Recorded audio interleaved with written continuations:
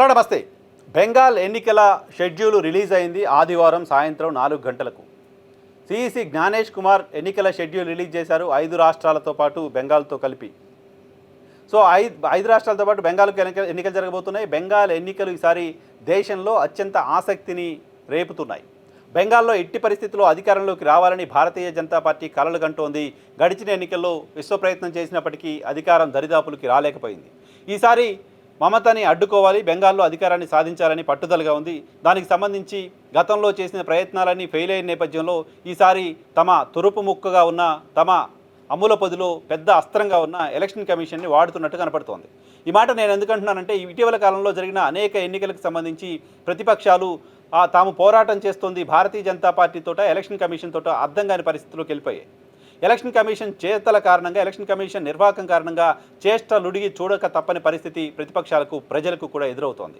బీహార్ ఎన్నికల సందర్భంగా సర్ పేరుతో 50 లక్షల మందికి పైగా ఓటర్ల తొలగింపు అంశానికి సంబంధించి కావచ్చు, డిజిటల్ డేటాని మేము అందుబాటులో ఇవ్వము అనే చెప్పే అంశానికి సంబంధించి కావచ్చు, ఎలక్షన్ కమిషనర్లు తప్పు చేస్తే వాళ్ళని క్రిమినల్ ప్రాసిక్యూషన్ పరిధిలోకి తీసుకురావాల్సిన అవసరం లేదు అంటూ కేంద్ర ప్రభుత్వం తీసుకొచ్చిన సవరణ అంశానికి సంబంధించి కావచ్చు, ఎలక్షన్ కమిషనర్ల నియామకానికి సంబంధించి గతంలో ఉన్న ప్రొసీజర్ని మార్చి సుప్రీంకోర్టు చీఫ్ జస్టిస్ని ప్యానెల్ నుంచి తొలగించే అంశానికి సంబంధించి కావచ్చు, ఇలా అనేక అంశాలకు సంబంధించి ఎలక్షన్ కమిషన్ పనితీరు లోపభూయిష్టంగా ఉంది. ఎలక్షన్ కమిషన్ పనితీరు అనేక అనుమానాలకి దారితీస్తూ ఉంది.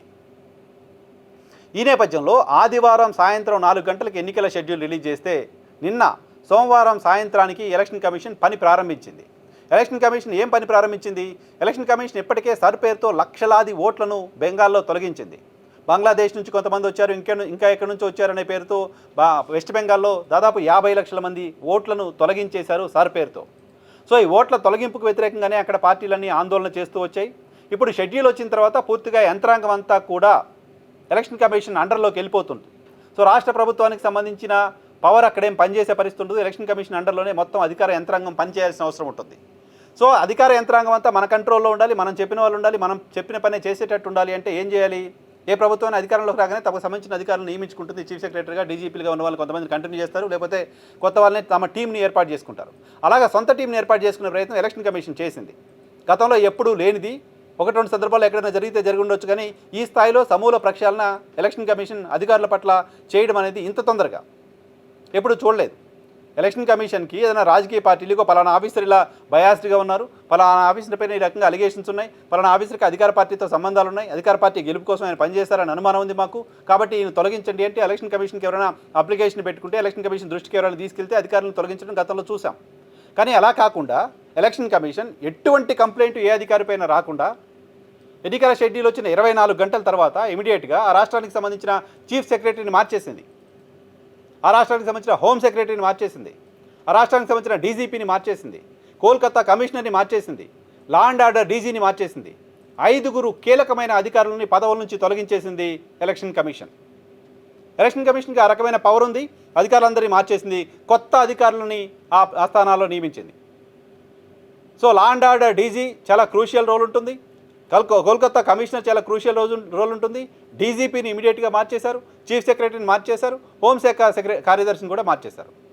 సో వీళ్ళందరినీ మార్చడం ద్వారా ఒక ఇండికేషన్ని ఎలక్షన్ కమిషన్ ఇచ్చింది. జాగ్రత్త, మిగతా అధికారులంతా జాగ్రత్తగా పనిచేయండి, మీరు ఎలా పనిచేయాలో, ఏ పార్టీ కోసం పనిచేయాలో తెలుసు కదా మీకు అని ఒక ఇండికేషన్ ఇచ్చినట్లుగా అర్థం చేసుకోవాలి. ఎలక్షన్ కమిషన్ ఎటువంటి కంప్లైంట్ లేకుండా ఈ స్థాయిలో మొత్తం యంత్రాంగాన్ని మార్చడం వెనుక రీజన్ ఏమై ఉంటుంది? స్వతంత్ర భారతదేశ చరిత్రలో ఎప్పుడూ జరగని స్థాయిలో ఇలా చేయాల్సిన అవసరం ఎందుకు వచ్చింది? ఎలక్షన్ కమిషన్ అక్కడ గెలవడం మాకు అవసరం, అక్కడ మమతా బెనర్జీని ఓడించడం మా తక్షణ కర్తవ్యం అని ఎలక్షన్ కమిషన్ భావిస్తున్నట్టు కనపడుతోంది. బెంగాల్ ఎన్నికలకు సంబంధించిన షెడ్యూల్ రాగానే ఎలక్షన్ కమిషన్ రంగంలో దిగి మమతను ఓడించడం కోసం ప్రయత్నాలు చేస్తున్నట్టు కనపడుతోంది. మమత ఓటమే లక్ష్యంగా ఎలక్షన్ కమిషన్ పనిచేస్తున్నట్టు కనపడుతోంది. భారతీయ జనతా పార్టీ కంటే యాక్టివ్గా, భారతీయ జనతా పార్టీ కంటే ఇంకా ముందుగా అక్కడ ఎలక్షన్ కమిషన్ పని ప్రారంభించింది. సో ఇప్పుడు మమతా బెనర్జీ కూడా చేస్తోంది, చేయాల్సింది, చేయబోయేది కూడా ఎలక్షన్ కమిషన్ పైన ఫైట్గానే కనపడుతోంది. ఎలక్షన్ కమిషన్తో యుద్ధం చేస్తూ వస్తున్నారు. ఇప్పటికే సర్ పేరుతో ఓటర్ల తొలగింపు అంశానికి సంబంధించి యుద్ధం చేస్తూ వచ్చారు. తాజాగా అధికార యంత్రాంగాన్ని మార్చే అంశానికి సంబంధించి కూడా మమతా బెనర్జీ చేసిన ప్రకటన, బెంగాల్లో మహిళల్ని చీఫ్ సెక్రటరీగా ఉన్న మహిళ, చీఫ్ సెక్రటరీగా నందన అనే మహిళ ఉన్నారు, ఆమెను తొలగించారు. సో మహిళ రాష్ట్రానికి ముఖ్యమంత్రిగా ఉన్నారు. సో మహిళా చీఫ్ సెక్రటరీని అర్ధరాత్రి సడన్గా తొలగించేశారు.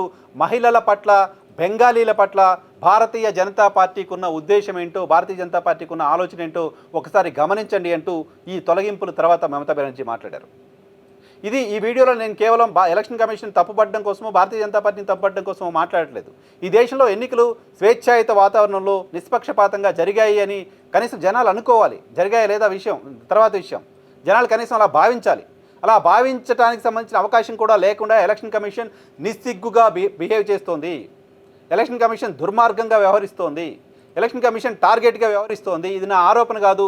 ఈ ఆరోపణలు అనేక మంది దేశంలో చేస్తున్నారు. ఆరోపణలు ఫేస్ చేయడానికి సంబంధించిన అర్హతను ఎలక్షన్ కమిషన్ సాధించి పెట్టుకుంది. ఇక్కడ ఇంకొక విషయాన్ని కూడా చెప్పదలుచుకున్నా. ఎలక్షన్ కమిషన్ మరొక కీలకమైన నిర్ణయం తీసుకుంది అక్కడ బెంగాల్కు సంబంధించి ఎలక్షన్ కమిషన్ తీసుకున్న మరో కీలక నిర్ణయం అధికారులను తొలగించడం మాత్రమే కాదు. గడిచిన 2 ఎన్నికల్లో బెంగాల్లో ఎన్నికలు జరుగుతున్న సందర్భంగా ఎవరైతే వెబ్కాస్టింగ్కి సంబంధించిన ఏర్పాటు చేస్తారో ఒక ఏజెన్సీ, ప్రతి పోలింగ్ బూత్లోనూ సీసీ కెమెరాలను ఏర్పాటు చేసి వెబ్కాస్టింగ్ చేస్తూ ఉంటారు. ఎప్పటికప్పుడు లైవ్లో ఎలక్షన్ రిటర్నింగ్ ఆఫీసర్స్ తమ కార్యాలయాల్లో ఉండి పోలింగ్ సరళిని పరిశీలించడానికి సంబంధించిన అవకాశం ఉంటుంది. సో అటువంటి కెమెరాలు వెబ్కాస్టింగ్ ఏర్పాటు చేసే ఏజెన్సీ, వెస్ట్ బెంగాల్కి సంబంధించిన ఏజెన్సీ గడిచిన 2 ఎన్నికల్లో అక్కడ ఎలక్షన్ కమిషన్తో కలిసి అక్కడ సీసీ కెమెరాలను వెబ్కాస్టింగ్ని ఏర్పాటు చేసిన ఏజెన్సీ, ఆ ఏజెన్సీకి ఈసారి వెబ్కాస్టింగ్కి సంబంధించిన బాధ్యతలు ఇవ్వకూడదని ఎలక్షన్ కమిషన్ నిర్ణయం తీసుకుంది. బెంగాల్కు సంబంధం లేని బయట నుంచి ఒక వ్యక్తిని తీసుకొచ్చి వాళ్లకు ఆ ఏజెన్సీకి బెంగాల్లో వెబ్కాస్టింగ్ సంబంధించిన బాధ్యతలు ఇవ్వాలని ఎలక్షన్ కమిషన్ నిర్ణయం తీసుకుంది. అనుమానం రాదా? అనుమానించాల్సిన అవసరం లేదా? వెబ్కాస్టింగ్కి సంబంధించిన డీటెయిల్స్ని మేము పార్టీలకు ఇవ్వాల్సిన అవసరం లేదని ఎలక్షన్ కమిషనర్ చెప్పారు. మరి వెబ్కాస్టింగ్ చేస్తున్న పర్పస్ ఏంటి? పోలింగ్ బూత్లో ఏం జరుగుతుంది? రిగ్గింగ్ జరుగుతుందా? ఎవరి పేరు మీద ఓట్లు వేస్తున్నారు ఏంటి తెలుసుకునే అవకాశం ఉంటుంది కదా. వెబ్కాస్టింగ్ సంబంధించిన డీటెయిల్స్, వీడియోస్, ఫుటేజు. ఆ ఫుటేజ్ పార్టీలు అడిగితే మేము ఇవ్వం, 15 రోజుల తర్వాత దాన్ని కాల్ చేస్తామంటే ఎలక్షన్ కమిషన్ చెప్తోంది. 15 రోజుల తర్వాత దాన్ని డిస్ట్రాయ్ చేయొచ్చు అంటే కొత్తగా ఎలక్షన్ కమిషన్ నిబంధనలను సవరించుకుంది. మేము అది ఇవ్వము అని చెప్తుంది రాజకీయ పార్టీలకు. ఎలక్షన్ కమిషనర్గా ఉన్న జ్ఞానేష్ కుమార్ ఒక రాజకీయ పార్టీ నాయకుడి తరహాలో ప్రజలకు సంబంధించిన ప్రైవసీ దెబ్బతింటుంది అలా ఆ వీడియో ఫుటేజ్ బయటకు ఇస్తే అంటున్నారు. ఎన్నికల కోసం ఓటర్లు బారులు తీరిన వీడియోస్ మనం ఛానల్స్లో అనేకం చూస్తుంటాం. అనేక మంది ఓట్లేస్తున్న వీడియోస్ చూస్తుంటాం. వాటన్నిటిలో వాళ్ళకి సంబంధించిన ప్రైవసీ పోతుందా? ఓ వ్యక్తి ఓటేసే అంశానికి సంబంధించిన వీడియో ఒక పొలిటికల్ పార్టీ అడిగి తీసుకుంటే ఆ వ్యక్తికి సంబంధించిన ప్రైవసీ ఎలా పోతుంది? ఎలక్షన్ కమిషనర్ అంటున్నారు మీ ఇంట్లో కుటుంబ సభ్యుల ఫుటేజ్ అయితే బయటకు ఇస్తారా అలా అని. ఎలక్షన్ కమిషన్ వితండవాదం చేస్తోంది. ఎలక్షన్ కమిషన్కి అర్థం కాని విషయం, దేశంలో పోలింగ్ జరుగుతున్న సందర్భంగా క్యూ లైన్లో ఉన్న వాళ్ళు, ఓట్లేస్తున్న వాళ్ళు, ఓటర్లకు సంబంధించిన ఫోటోలు, వీడియోలు, బైట్స్ అన్నీ టెలికాస్ట్ చేస్తాం కదా. అప్పుడెప్పుడు లేని ప్రైవసీ ఇష్యూ మీరే రికార్డ్ చేసిన డిజిటల్ డేటా పార్టీలకు ఇవ్వడానికి ఎందుకు అభ్యంతరం ఉంది అంటే అనుమానం ఖచ్చితంగా వస్తుంది కదా. పైగా ఇప్పుడు వెస్ట్ బెంగాల్లో ఈ ఏజెన్సీని మార్చి, గడిచిన 2 ఎన్నికల్లో చేసిన ఏజెన్సీని, బెంగాల్కి సంబంధించిన ఏజెన్సీని మార్చి బయట నుంచి ఒక ఏజెన్సీని తీసుకొచ్చి మీరు అక్కడ పెడుతున్నారంటే సో వెబ్కాస్టింగ్లో రికార్డ్ అయిన వీడియోస్ని కూడా ట్యాంపర్ చేయడానికి సంబంధించిన అవకాశం ఉందని అనుమానం రాదా? సో తమకు సంబంధించిన వాళ్ళతో వెబ్కాస్టింగ్ చేయిస్తున్నారు. అక్కడ ఏమన్నా తమకు తృణమూలకు అనుకూలంగానో లేకపోతే ఈసీ అనుకున్న పార్టీకి వ్యతిరేకంగానే ఏమైనా ఉంటే దాన్ని మీరే ట్యాంపర్ చేయొచ్చు, మీకు సంబంధించిన మనుషులతోటే వెబ్కాస్టింగ్ చేస్తున్నారు కాబట్టి అని అనుకోవడానికి సంబంధించిన అవకాశం లేదా? సో ఎలక్షన్ కమిషన్ నిస్సిగ్గుగా బెంగాల్లో దీదీతో పోటీకి రెడీ అయిపోయింది. ఎన్నికల షెడ్యూల్ వచ్చిన తర్వాత 24 గంటలు గడవకముందే ఆ పోటీ స్టార్ట్ అయిపోయింది. ఎన్నికల సమయం దగ్గరకు పడే కొద్దీ 23వ తారీఖు ఎన్నికలు జరగబోతున్నాయి. 2 విడతల్లో బెంగాల్లో ఎన్నికలు జరగబోతున్నాయి. మిగతా అన్ని రాష్ట్రాల్లో ఒకే విడత ఎన్నిక జరుగుతుంది. ఒక బెంగాల్లో 2 విడతల ఎన్నికలు జరగబోతున్నాయి. ఎన్నికలు సమీపించే నాటికి ఎలక్షన్ కమిషన్కి సంబంధించిన వికృత రూపాన్ని బెంగాల్ ఎన్నికల్లో ఖచ్చితంగా మనం చూడబోతున్నాం.